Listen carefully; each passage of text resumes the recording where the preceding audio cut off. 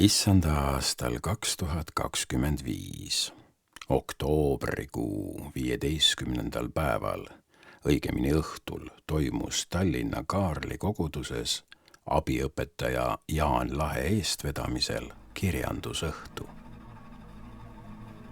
Mina, Vahur Paul, loen vahele ühe katkendi, mille all mängib Lauri Jõelehe muusika. Kirjastus Avamaa asutaja ja tõlkija Marika Põldma räägib Charles Péguy Jeanne d'Arci armastuse müsteeriumist kirjandusteadlase Sander Ingemar Kasakuga.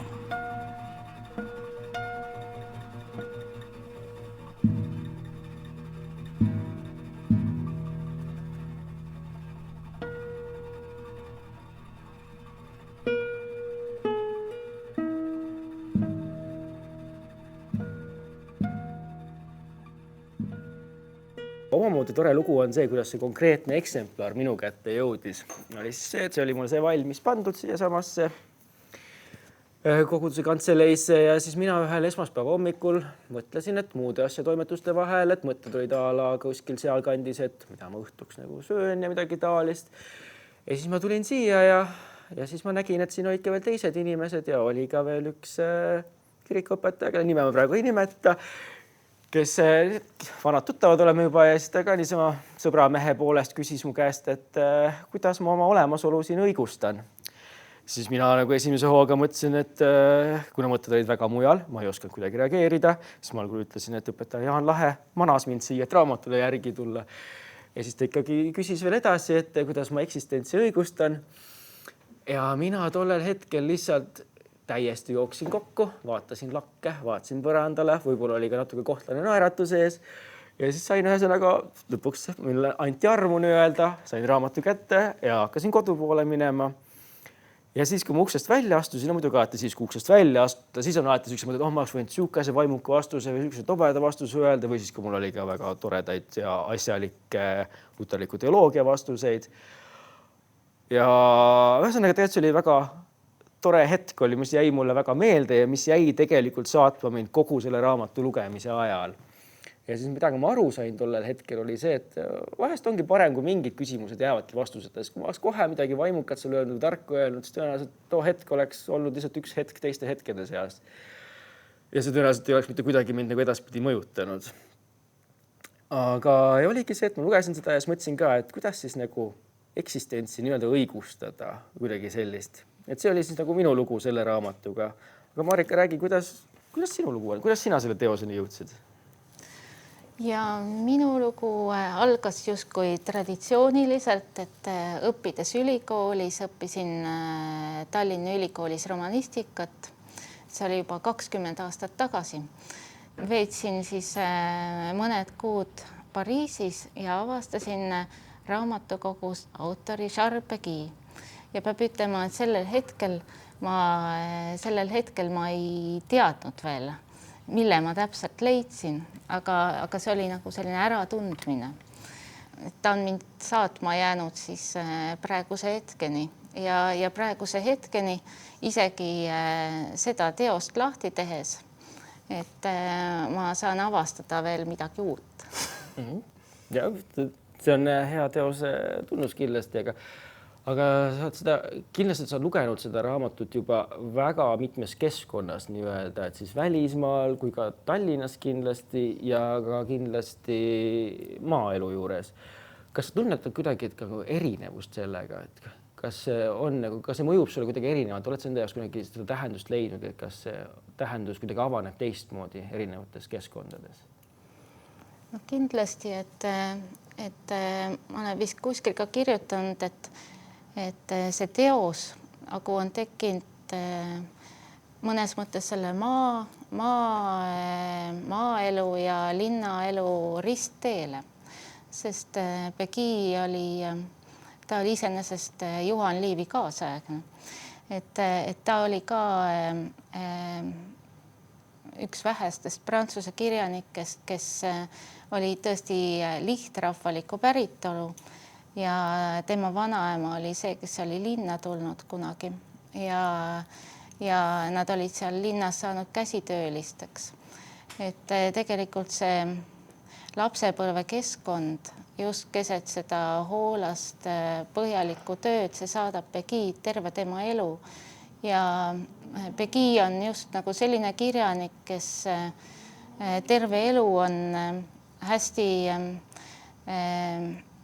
tahtnud jääda iseendale truuks ja kuigi elu viis teda siis pealinna ja justkui ta oleks võinud saada hoopis teise ühiskonna kihiliikmeks, siis ta eelistas jääda alati rahva sekka, et valides ka tehes selle valiku, et ülikoolist lahkudes sai temast mõnes mõttes ka lihttööline oma väikeses kirjastuses, kui ta oleks võinud saada kõrgkooli õppejõuks.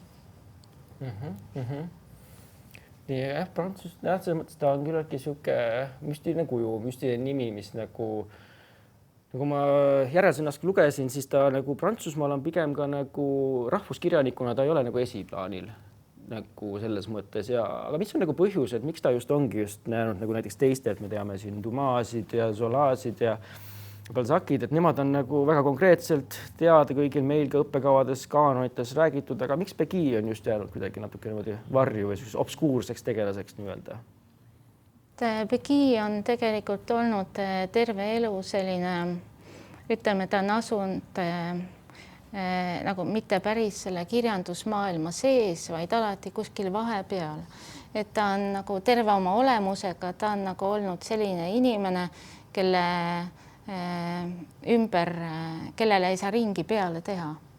Teda on olnud väga raske määratleda ja ka selle teosega, et Jeanne d'Arci armastuse müsteerium, et ta on küll kirjandus, aga ta on samas nagu ka teoloogiline, see filosoofiline mõtisklus, et ta on kõige selle vahepeal.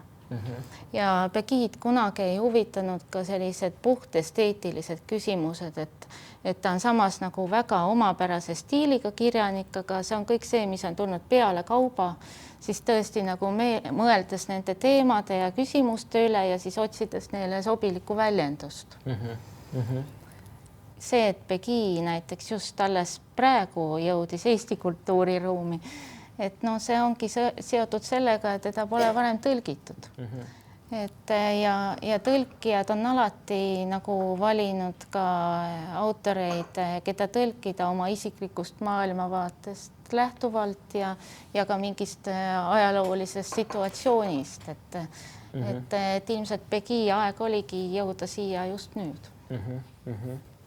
Ja, sa mainisid, et see tekst on nagu nii-öelda niisuguse teoloogilise essee nagu niisugune vahepeal kuidagi sellist, et kui sa seda tõlkisid, kas sa siis pidid ka nagu uurima kuidagi Pegues ajaloolist ja teoloogilist konteksti, et aru saada, mida ta nagu tegelikult öelda on tahtnud mõnes kohas?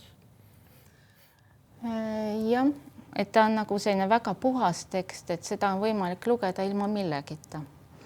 Erinevalt Pegues proosast näiteks, mis on nagu hästi selline ajastu keskne ja kubiseb konkreetsetest sündmustest, tolleaegsetest kommentaatoritest, ja kogu sellest ajaloolisest situatsioonist, et siin nagu ka kõik need keskaegsed sõnad, see kontekst on selline puhas raudvara, et siin ei ole midagi sellist spetsiifilist.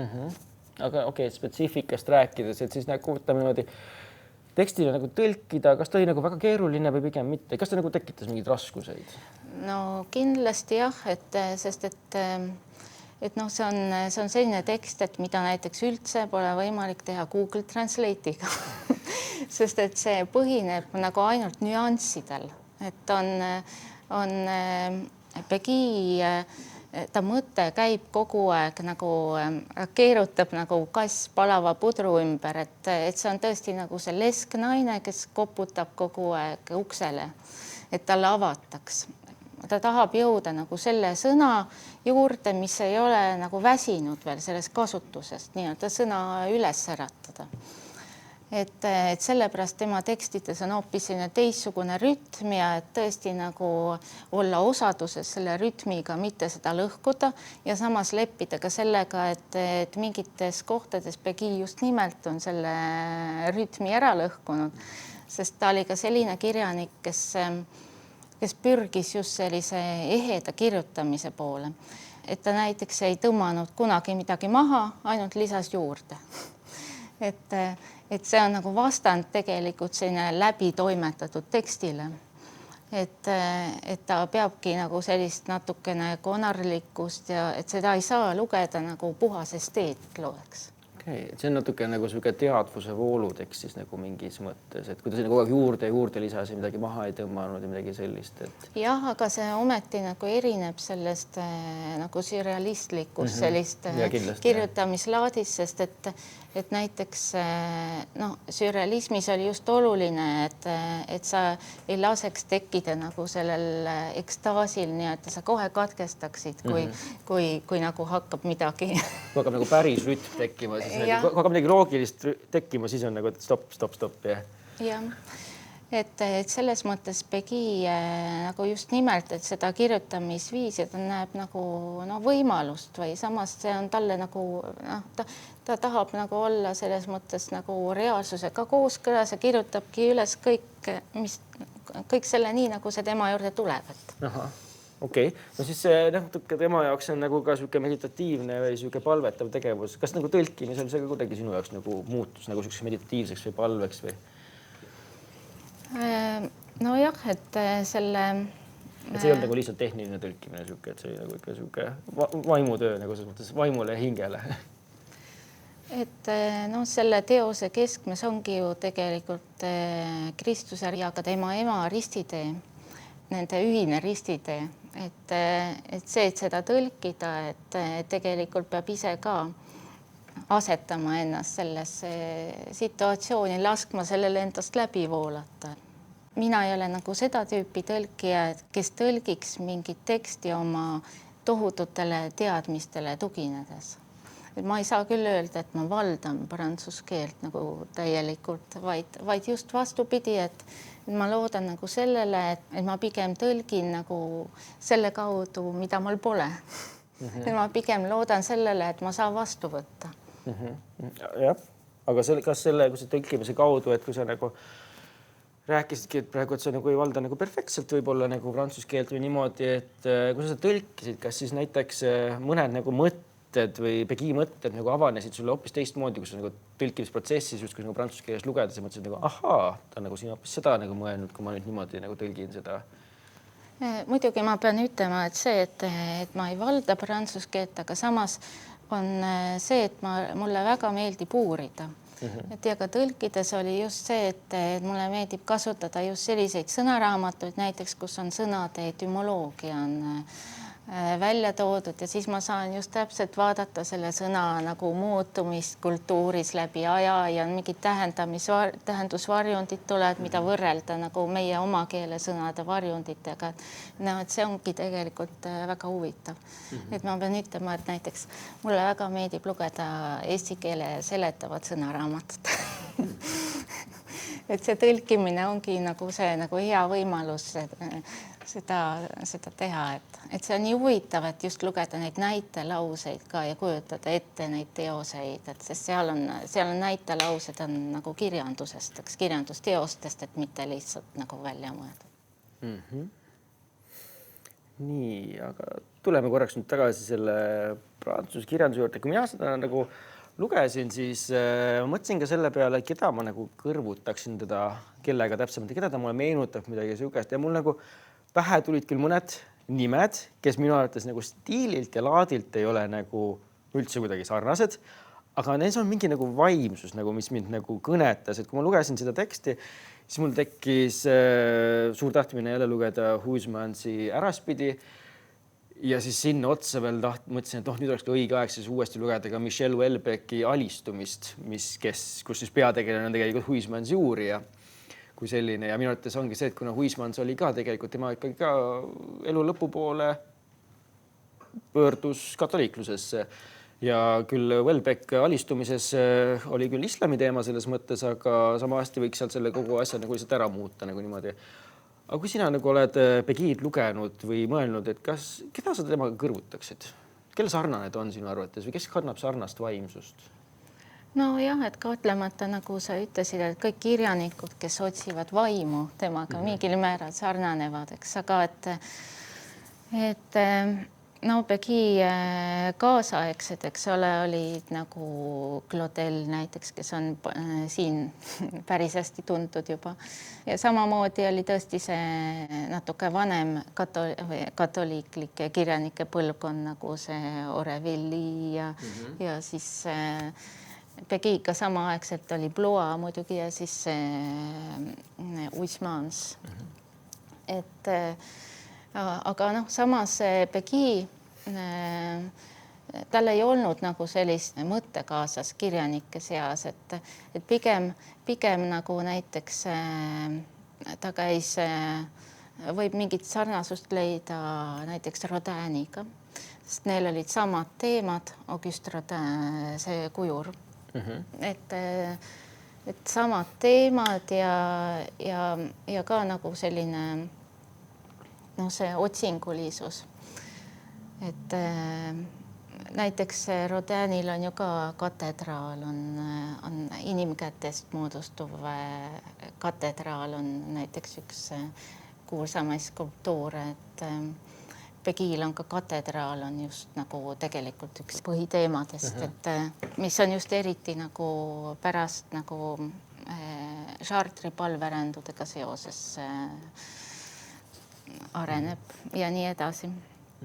Et aga noh, mõnes mõttes ongi, et mida enam kirjanik, mida suurem on kirjanik, mida rohkem ta suudab olla tema ise, seda raskem on leida talle siis nii-öelda sellised teekaaslasi kui sellised, kes sama sammu astuksid temaga.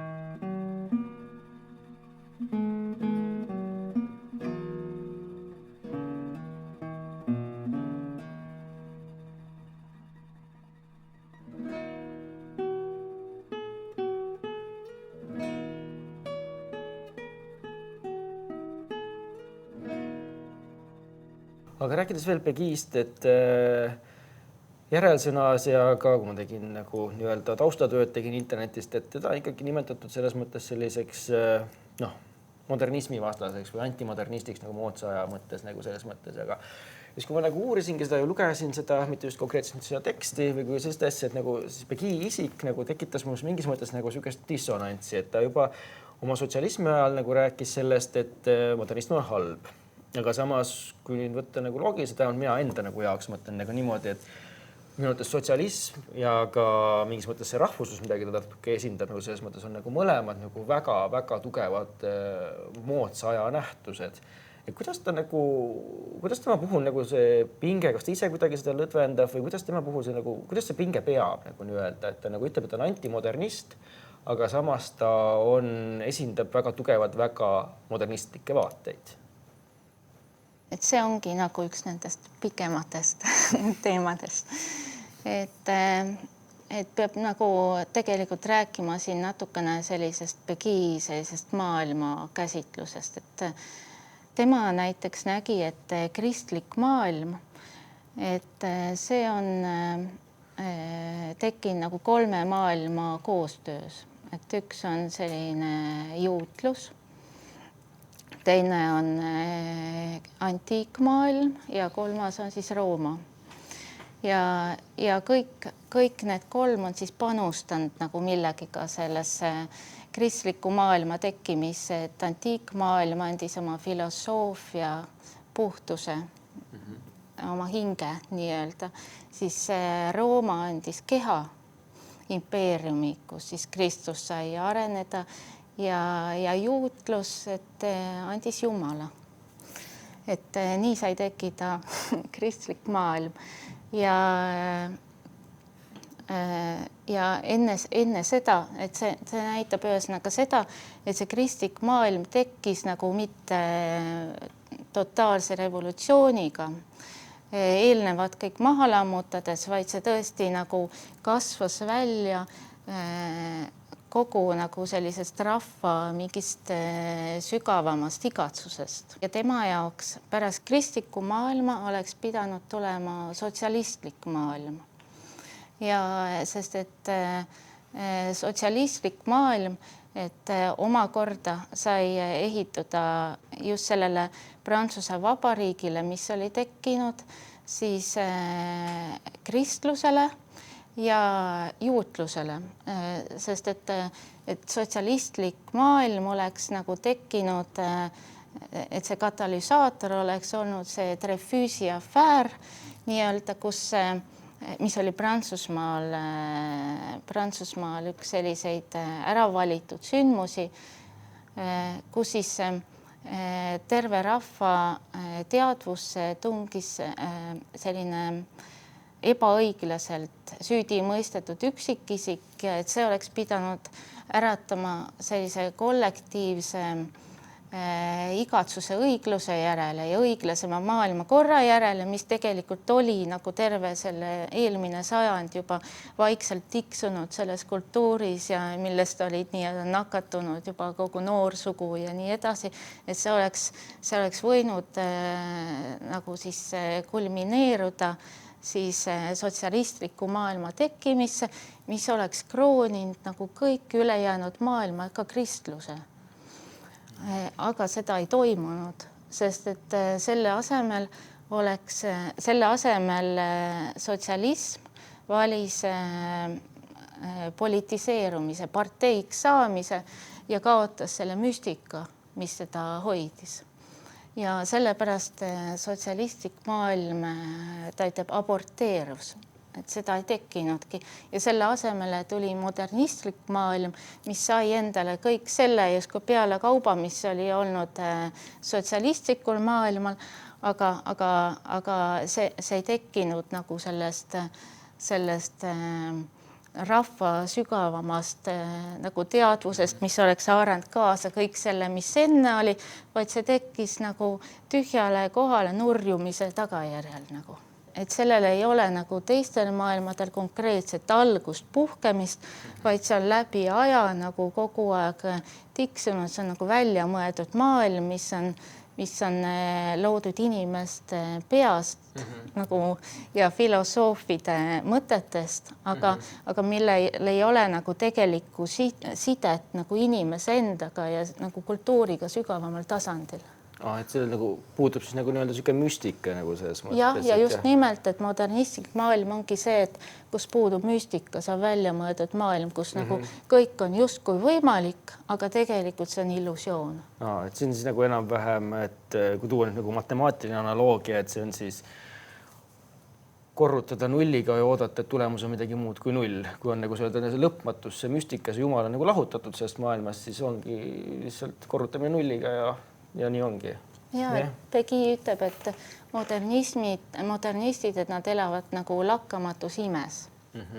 Ja mis on nagu üks olulisemaid just selle modernismi kriitika juures on see, et modernism võtab inimestelt ära nagu just selle võimaluse elada ajas ja ruumis. Kõik muutub müüdavaks ja tegelikult iga koht muutub lihtsalt paigaks, mida läbib rahavoog. Et see on näiteks tänapäeval on väga hästi näha, et kodukandis, kui metsad maha raiutakse, et me võime metsa vaadata näiteks kui elupaika või lihtsalt kohta, mis on võimalik teha rahaks, et mingit investeerimisallikat või midagi. Et see ongi, et tegelikult need protsessid, mida Pegi hakkas kritiseerima nagu siis, kui need olid veel üsna algusjärgus, et tegelikult see on näha, et need tänapäeval see on aina edasi ja edasi arenenud. Kas siis võibki öelda, et kui Pegi nagu sai aru sellest, et nagu seda nii-öelda sellist nagu müstikat täis nagu sotsialistliku maailma nagu ei tule ega midagi sellist, et kas kas see oli siis tema nagu öelda selline ütleme jutumärkides ärkamise hetk, kas see on see, kus ta hakkas tagasi pöörduma? Ta oli kasvatatud katoliiklikus nagu vaimus selles mõttes, kas see oli see hetk, kus ta nagu hakkas selle juurde nagu tagasi pöörduma ja tahtis nagu uuesti kirikurüppe? Jah, aga see ei olnud tal nagu selline kiire protsess, vaid see oli tõesti nagu selline aega nõudev ja ta ka luges Pascali ja samas tal oli kontakt just nende juutidega, just väga erinevate juutidega, need, kes olid väga religioossed ja samas need, kes ei olnud ja kes kõik elasid nagu läbi seda oma kultuuri mingil tasandil või püüdsid vastanduda sellele. Ja see kulminatsioon oli ikkagi see, et tal oli isikliku elu selline kriis, mingi ka nagu selline läbikukkumise, igas vallas läbikukkumise tunne ja raske haigus ja siis ta sattus lugema Matteuse evangeeliumi ja just ja sealt tal tekkis nagu selle tekstiga selline uus sügav kontakt, et ja just mis teda eriti puudutas, oligi see Jeesuse palve verehigis Õlimäel, et isa, et kui on võimalik, et lase see karikas minust mööda minna.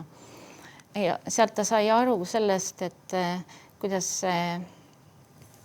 Kristusel oli tegelikult iga hetk võimalus nagu sellest ohvrist loobuda, et Jumal oli ka talle andnud selle täieliku vabaduse. Ta sai aru nagu sellest, et just nimelt, et kui muidu oli tundunud nagu või kõik oleks võinud paista nagu suurejooneline lavastus, on isegi repliigid, et ettekuulutustest teada, et mida keegi oleks pidanud ütlema ja kõik on paigas, aga tegelikult on üks hetk, et mis justkui nagu läheb täiesti vastuvoolu kõigest sellest muust. Et see oli tema jaoks ärkamine, et ta just nägi sellist Jumala sõna just nagu sellises kõige lihalikumal kujul nii-öelda, et ta nägi just nimelt seda hinge ja ihu sidet, mis on nagu üks tema sellise filosoofia või kese on just see, et Jumal ei loonud mitte ainult hinge ja ihu, vaid ka ta lõi selle müstilise sideme nende mõlema vahel. Ja sealt ta sai tegelikult endale just selle fookuse, et kui Kristusel on kaks loomust, inimene ja Jumal, et tema meelest, et just seda, et kuigi selle kohta on olemas kiriku dogma, et siis kirik on just seda inimlikku poolt läbi aja paraku alahinnanud ja sellest on tekkinud kogu see järk-järguline dekristaniseerumine, mis on ka see modernistliku maailma teke. Ja siis ühesõnaga seda ta tahtis hakata jälle ausse tõstma või kasvatama oma loominguga. Okei. Kui see loomingu hakkas tooma, nagu tahta uuesti nagu au sisse tuua, siis seal tekib nagu küsimus sellest, et kas Pegi nagu selline tema usk või tema kristlus, et kas see oli siis nagu pigem nagu siuke intellektuaalne või oli ta siuke eksistentsiaalne või kui teisisõnu nagu kuidagi küsida, et siis kas ta usub, sest ta mõistab või usub, sest ta ei suuda mõista, et kas ta nagu jõudis sinna nagu oma mõttekäikude järgi kaudu uuesti tagasi usu juurde või ta nägi seal siukest müstikat, millest ta täpselt aru ei saa, aga ta üritab seda kuidagi läbi kirjanduse siis nagu maailma tagasi tuua. Kui me loeme näiteks selle Jeanne d'Arci armastuse müsteeriumit, et kuidas Jeannette otsib ka seda, elab justkui läbi seda päris Jeesuse maa peal elamise aega, et ja ta siis mõtleb nendest inimestest, kes võisid olla kõrvu selle tohutu müsteeriumiga.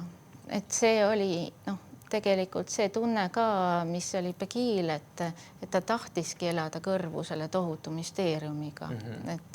Et see oligi see, miks ta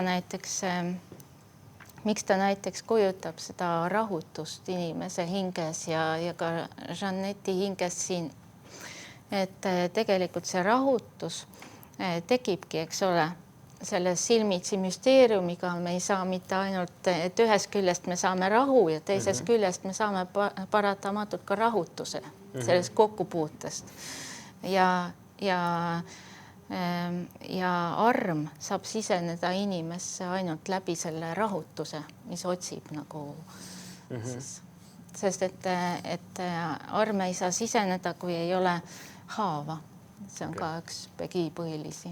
Ja, tema puhul siis ikkagi on see, tema usk on nagu siuke eksistentsiaalne usk selles mõttes, siuke kogemuslik või siuke ilmutuslik nagu pigem, et ta ei ole siuke intellektuaalse nagu mõttekäikude juurde sinna tagasi jõudnud, vaid nagu ta tahab seda müsteeriumit uuesti kogeda nagu selles mõttes. Ja ka see Jeesuse ristitee, mida ta selles teoses jutustab, et see on ka nagu ta ütleb, et nagu iga inimese hing on nähtamatute niitidega seotud Kristuse kannatusloo külge.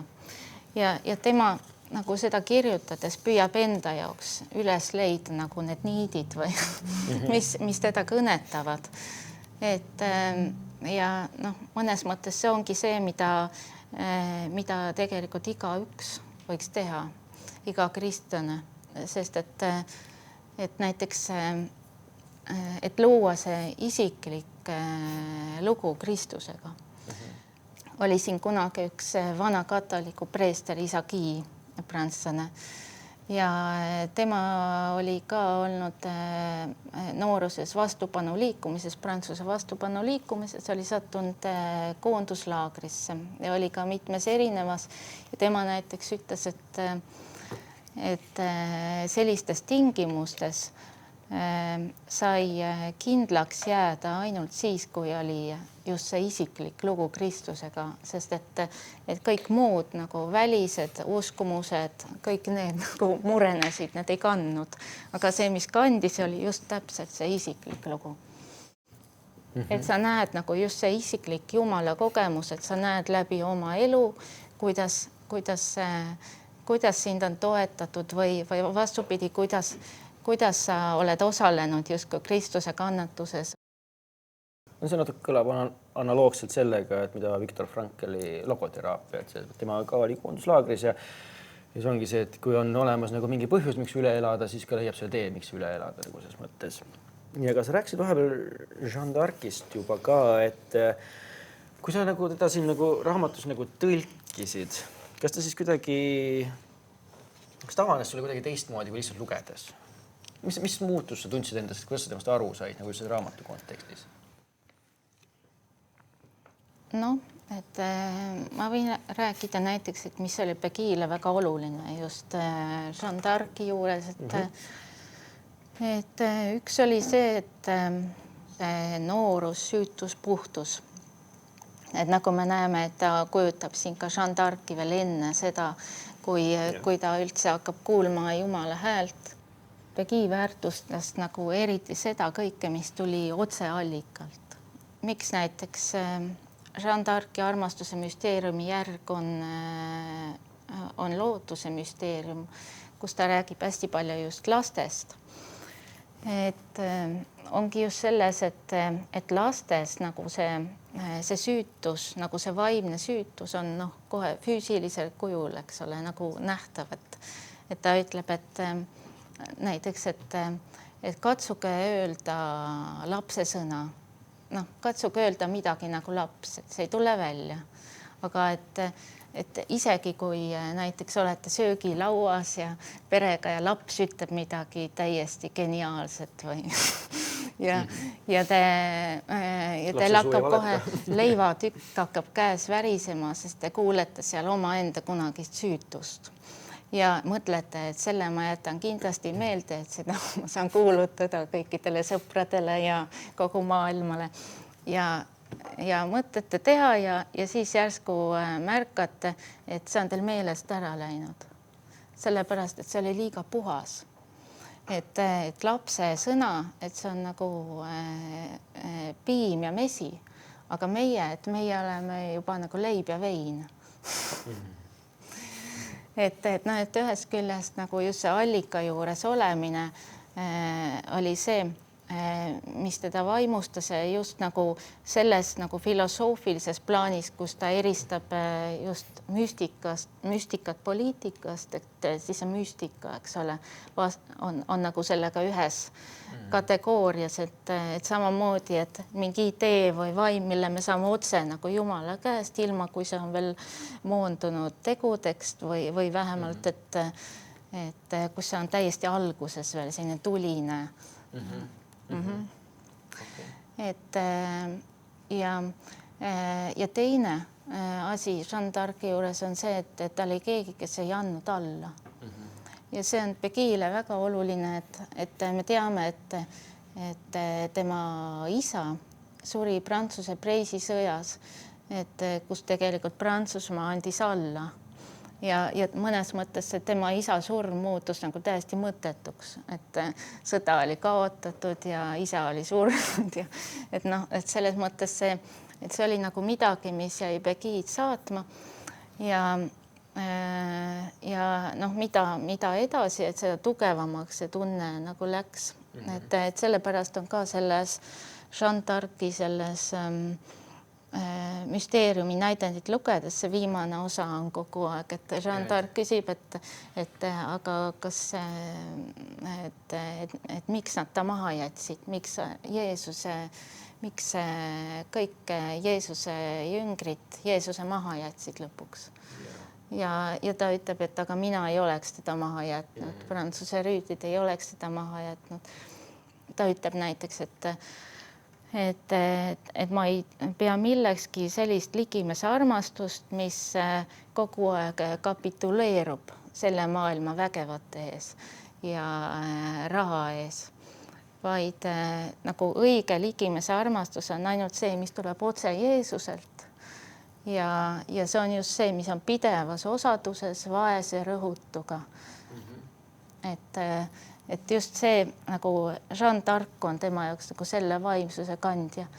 Ja siis, kui puhkeb esimene maailmasõda, vahetult enne seda ta kirjutab ka teksti, kus ta ütleb, et see, kes ei tagane, et see on minu mees, et ükskõik, mis leeri ta kuulub, et see ei ole oluline, et tähtis on see, et kas ta jääb kindlaks.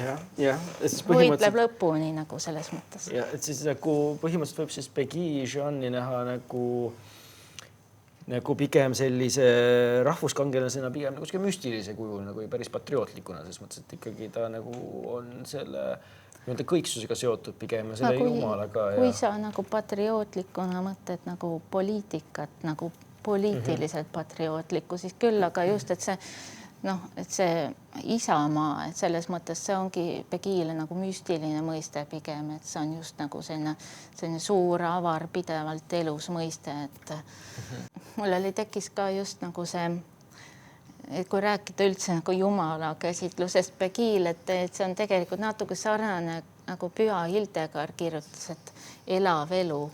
Et mõnes mõttes see Peguile Jumal on ka nagu midagi sellist, et just selline. Aga kuidas siis Jeanne d'Arci näed, kas sa nagu ise on ta kuidagi, kuidas ta sinu elu mõjutanud on, kas ta on nagu mingi arhetüübina kuidagi sinu ellu kuidagi sisse pugenud või niimoodi, et mida sa nagu näed seal nagu selles mõttes? Et nüüd ta on nagu juba nii kaua minu elu saatnud, et ta on paljudes erinevates rollides, et ta on nüüd ka töökaaslane. Aga et katoliiklastel on näiteks, et ma olen katoliiklane, et nendel on ka pühakutega selline hästi nagu selline mõnes mõttes siin suhe, et pühakudeks nagu nende perekonnaliikmed natukene või ka, kes saadavad ja nii edasi, et nad mõjutavad ikka nagu mingid otsuseid, eks ole, et kui ta on juba nii sügaval elus sees. Jah, muidugi. Sa nimetasid, et seda Jeanne'i selliste lapselikust, et see oli nagu tähtis selles mõttes, et aga kui me räägime konkreetsemalt sellest, et kas Pegui arvates nagu konkreetselt just usk, nagu just see lapselik usk on tema jaoks nagu ideaalne või on see nagu ohtlikult natuke naiivne selline, et tal on tegelikult on kolmas müsteerium peale lootuse müsteeriumi on süütalaste müsteerium. Ja see algab kohe seal üks hästi ilus kujund on puust. ja kuidas on selline suur tamm, mis kasvab keset Prantsusmaad ja see on nagu nii suur ja lai, et ühesõnaga nii tugev on see tüvi, et no inimene ei jaksa nagu millimeetritki liigutada seda, kui ta proovib. Et noh, et see on nagu midagi, mis on loodud vastu pidama. Eks, et aga siis on lisaks siis on, eks ole, oksad, mis on nagu varju andmiseks, et tüvi nagu usk ja lehed on nagu armastus, aga et nüüd see pisikene, iga kevad tulevad need väikesed pungad ja justkui mis pole mitte midagi, et sa võiksid ainult nagu ühe väikse sõrmenipsuga saaksid nagu selle punga sealt puu küljest ära lennutada. Et ja need tunduvad, et need nagu justkui parasiteerivad puu peal, et mis nendest on. Aga tegelikult, et see on just nagu see kese on see uus elu, mis lubab, et puu jääb ellu, eks ole. Et tema jaoks see ongi nagu, et meie jaoks on oluline, et me ei oleks surnud puit. Surnud puit on see, mis ei luba nagu seda lootust oma ellu. Lootus, mille sümbol Pegi jaoks on laps, eks ole. Et ja siis surnud puit heidetakse tulle, eks. Aga et Jeesus, kui ta oli ristil, eks ole, et siis tema oli ka juba enam mitte see Jeesus laps, vaid ta oli juba justkui nagu see läbikatsutud märter, loodud vastu pidama, oli justkui nagu see puukrobeline puukoor, just nagu tema jaoks on oluline ka see just nimelt, et see Jeesuse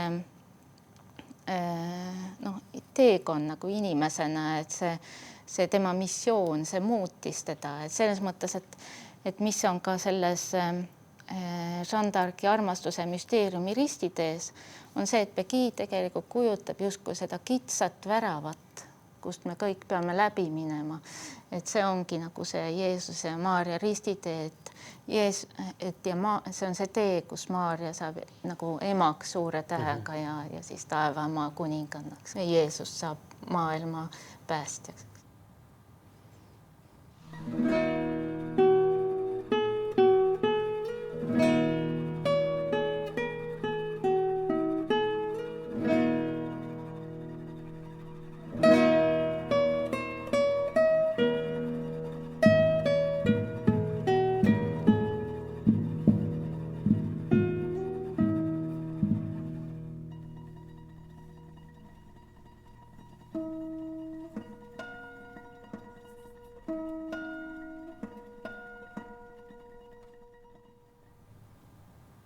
Kas nagu Pegi on ka tahtnud seda öelda, et ikka natukene peab nagu küsimusi peab esitama, et ei saa olla nagu jäigalt dogmaatiline selles mõttes?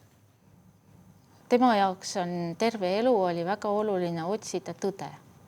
Ja see tõde oli tema jaoks nagu mitte midagi lamedat, vaid nagu mõnes mõttes nagu sama kompleksne, keeruline, huvitav kui inimorganism, et tema jaoks oli hästi oluline, et see tõde nagu jälgiks seda reaalsust, et ta ei püüaks olla nagu sellest reaalsusest täiuslikum, kuidagi olla süsteem, vaid et ta oleks nagu just nimelt nagu otsiks pidevalt nagu seda tegelikkust nagu nii-öelda. Ja ühel hetkel ta märkas, et see tõde, mis ta otsib, on tegelikult suure tähega tõde, et siis ta avastas Jumala. Et ta see armastuse müsteerium, mis ta kujutab seda ka ruumiliselt. Et see ongi kõik selline suur diskussioon, et see on tõesti, et need kirik, kus on erinevad liikmed ja me näeme, et kõik need tegelased, kes on, et ta ei alahinda neist ühtki, et igaüks nagu saab kõik selle, mida tal on anda nagu selles kontekstis, eks. Et selles mõttes see on tõesti nagu, see on nagu selline suur lava ja ma arvan, et Pegi just nimelt, et võitlus on oluline, et nagu Jeanne d'Arc ütles ka, eks, et tõelise rahu leiab vaid piigi otsas. et see käib elu juurde nagu. Ja, ainult, et on oluline, et see oleks nagu see, et see võitluse laad, eks ole, et see oleks tõesti nagu selleks mitte nagu muuseas, vaid tõesti, et see suvaline tänavakaklus, vaid ikkagi nagu selles mõttes ikka. Ja see puudutaks seda, mis on tõesti oluline. Tegi ühesõnaga toetas seda, et usudiskussioonides oleks ju ka arvamuste pluralism on nagu okei, et oleks nagu võimalikult palju arvamusi. Ta lihtsalt toetas seda, et keegi ei trikitaks nagu, et ta tõeliselt nagu räägiks seda, mida ta tõeliselt mõtleb nagu. Et ta ütleb ka, et nagu et see müstikad, see ongi just täpselt see, et müstikad ei ole kunagi nagu teineteisega päriselt vaenujalal, et nad peavad alati nagu sellist duelli või sellist väärikat, ausat võitlust. Ja kas see Madame Gervaisi öeldud asi, kas ta mõtles seal ka seda, et inimesed oleksid nagu pigem nagu harmoonilised või ta tõi seal konkreetselt sihukese näite, et mis siis nagu, et peabki olema nagu niimoodi, et kõik peavad ühtemoodi arvama enam. Mida ta nagu... No näidendi eripära ongi ju see, et on nagu eritegelased, eks ole, ja sa ei saa kunagi oodata, et ükski tegelane väljendaks täpselt seda, mida autor ütleb. No see ongi just täpselt, et see, mida autor ütleb, see tegelikult kujuneb kõigi need tegelaste arvamuse, neid kõiki arvesse võttes.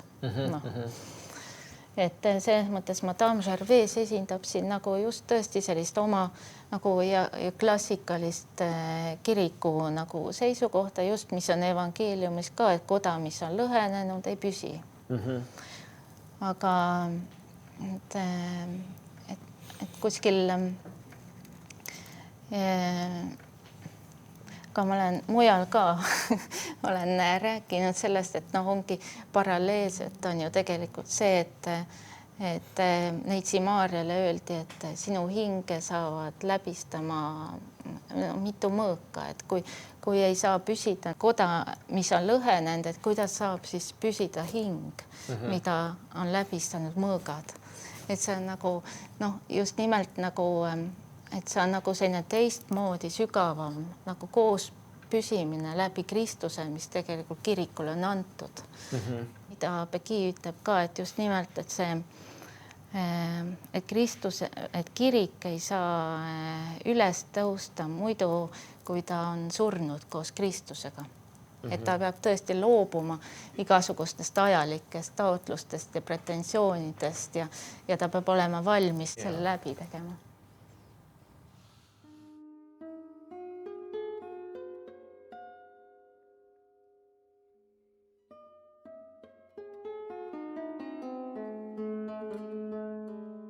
Karje, mis kaigub veel kogu inimkonnas.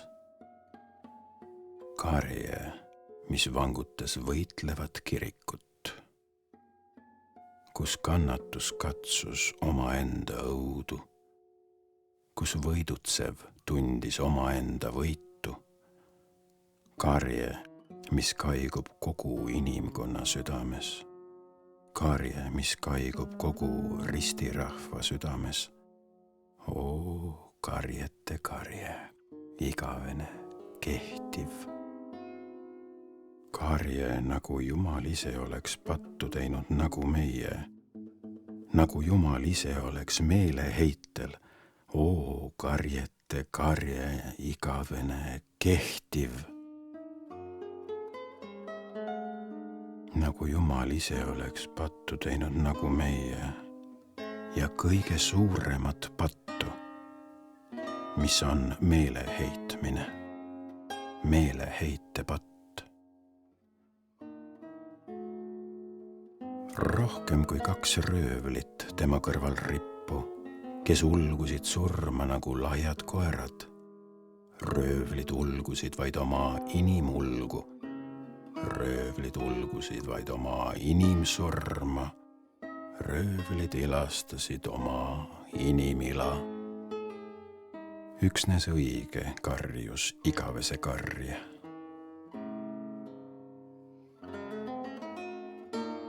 Aga miks? Mis tal viga oli? Röövlid karjusid vaid oma inimkarje, sest nad tundsid ainult oma inimängi Nad olid kogenud ju ainult inimhängi. Üksi tema karjus üleinimlikku karja. Üksi tema tundis üleinimlikku ängi. Nii tõid röölid kuuldavale üksnes karje, mis kustus öösse. Ja tema tõi kuuldavale karje, mis kõmiseb alati. Igavesti alati karje, mis igavesti iiale ei kustu. Mitte ühtegi öösse, mitte ühtegi aja või igaviku öösse.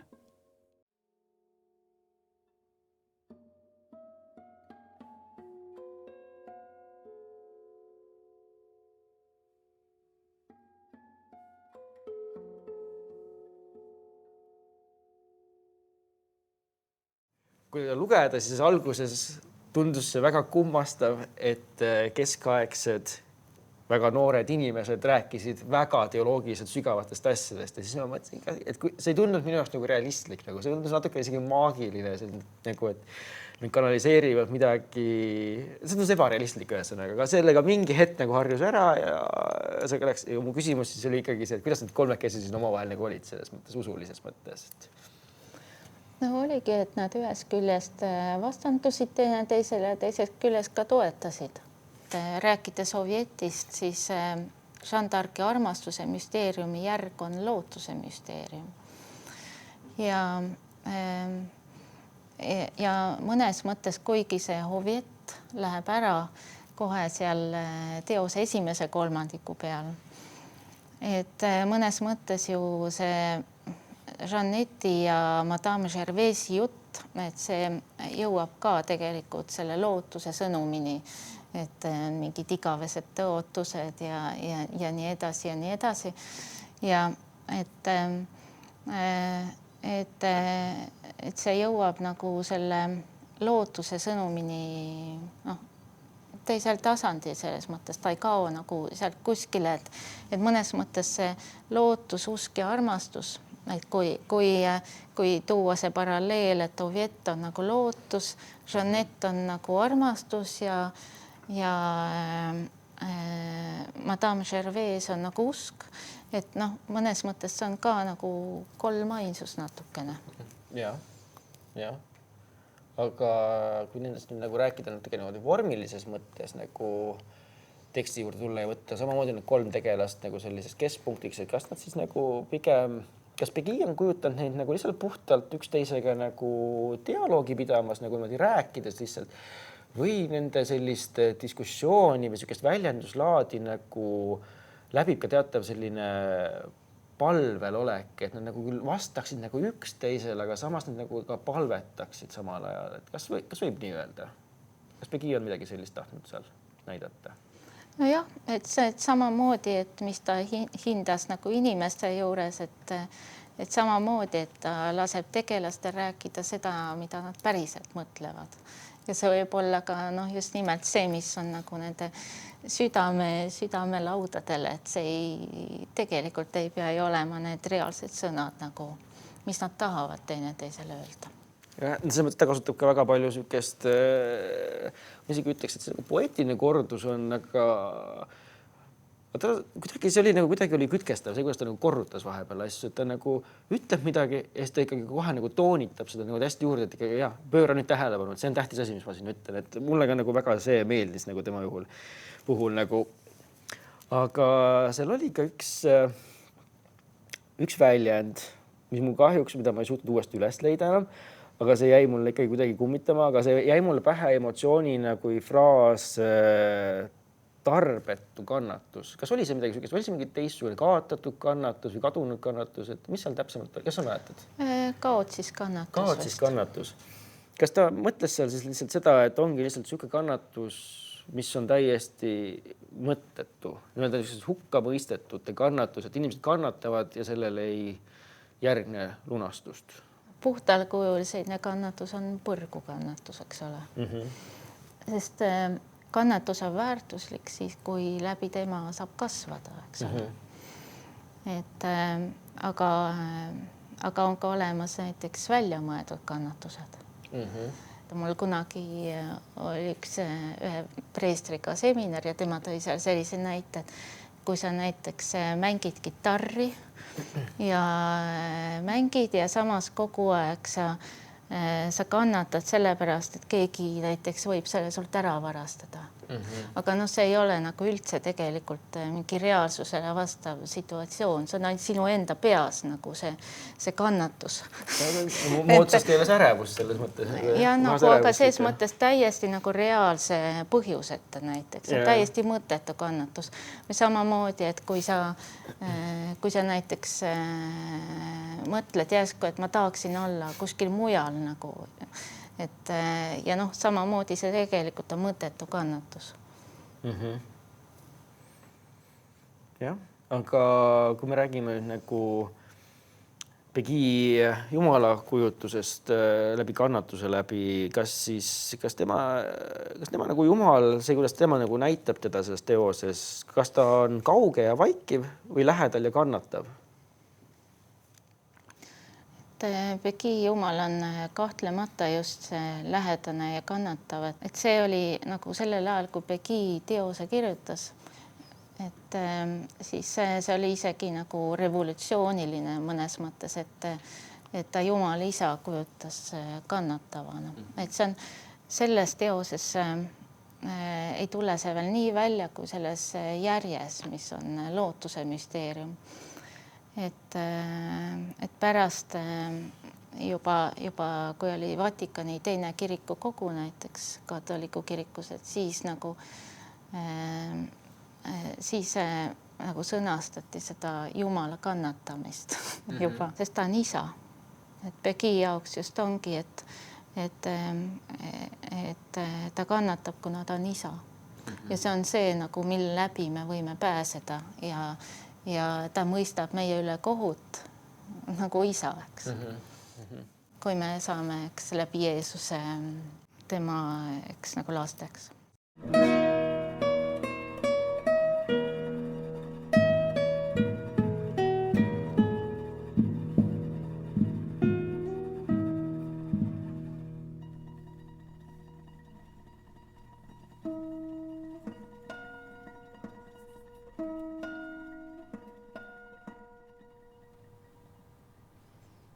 Et kas on universaalne lunastus võimalik või ei ole?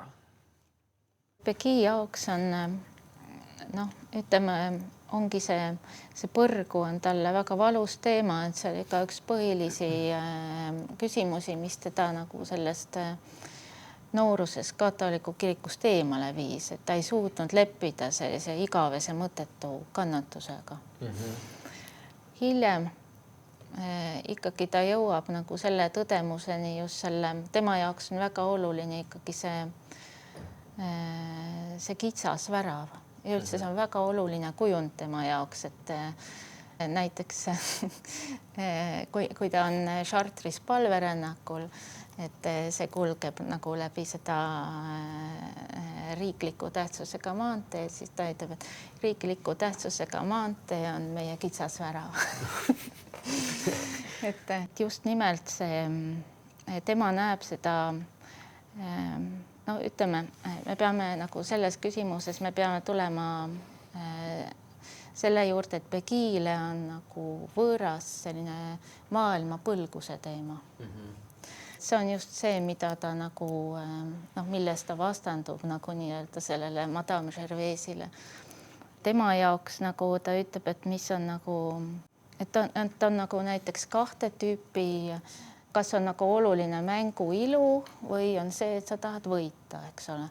Ja kui sa tahad nagu võita, et siis on väga kasulik näiteks valida selline mäng, et kus on nagu teised osalejad on nõrgemad, et siis sa saadki võita kergelt. Aga teine variant, kui mängu ilu on oluline, et siis sa valid nagu sellised partnerid, kes on ise tugevad, et sa pead ennast väga kokku võtma, et siis loota, et võit võib tulla. Ja see on seotud nagu ka muidugi sellesse, et me ei suuda Kristusest näha piisavalt ka inimest lisaks Jumalale, et me kaldume ka alahindama maailma ja teisi inimesi.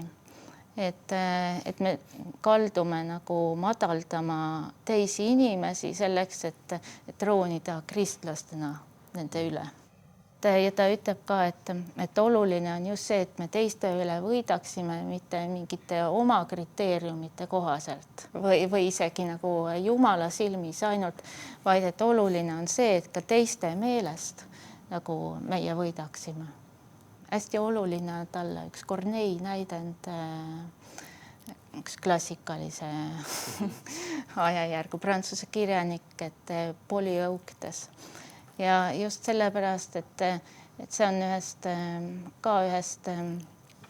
nii-öelda aadlikust, kes siis otsustab saada kristlaseks ja valmistub siis selleks vere ristimiseks ja siis on nagu erinevad tegelased, kes püüavad teda ümber veenda. Ja üks nendest, kes tuleb, on siis tema kõige parem sõber, on Sever. Ja kuidas ta seda Severi kujutab, et ta kujutab teda tõesti nagu sellise, tema sellises tõelises väärikuses, et kes kehastab nagu antiikfilosoofias stoitsismi ja just kõiki neid kõrgeid ideaale, kangelaslikkust ja et nagu duell on nagu siis nagu selliste, et see selles mõttes duell on justkui peaaegu võrdsete vastaste vahel. Ja oluline on see, et see Polyeuctes kahetseks taga Severi kaotamist. Et siis on lootust, et ka Sever kahetseb taga tema kaotust. Ja selleks, et kui ta seda taga kahetseb, siis sellega tekibki ta nagu südamesse just selline haav, et Jumala arm saab sinna siseneda ja edasi nagu oma tööd teha. Et siis selle järgi, et ühesõnaga siis pigem Pegi ei näe lunastust kui universaalsena, et see ei ole nagu... Tähendab selles mõttes, et ta võib muidugi loota, et kõik pääsevad, aga ta lepib sellega, et eks Jumal teab ja et ta arvestab sellega, et on kitsas värav.